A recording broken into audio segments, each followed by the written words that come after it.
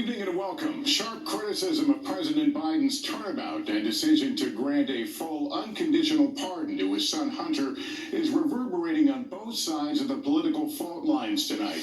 The president's characterization of the criminal cases against his son as politicized and unfair, seen as particularly irksome to some fellow Democrats who worry it undermines confidence in the justice system. But it is Republicans tonight who are most outspoken in their responses, calling out the president for lying after previously insisting he would not pardon his son. Kelly O'Donnell with us now with late developments.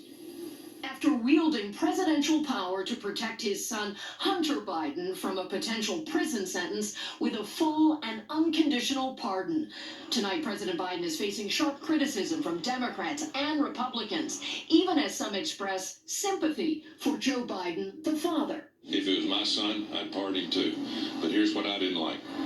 Don't lie to us. Don't tell us you're not going to do it and then do it. Arizona Congressman, Democrat Greg Stanton. I'm pretty angry because it's going to be incredibly important that political leaders of both parties stand up for the independence of the Department of Justice. President Biden and White House officials repeatedly insisted there would be no pardon. I said I abide by the jury decision. I will do that, and I will not pardon him. We've been asked that question multiple times. Our answer stands, which is no. Tonight, on a 3-day visit to Africa, the president did not respond to reporters' questions.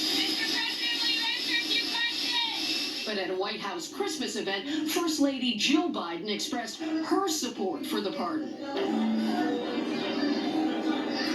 The pardon was first reported by NBC News Sunday night, and shortly thereafter, President Biden explained his grant of clemency in a statement. The president asserted, "I have watched my son being selectively and unfairly prosecuted."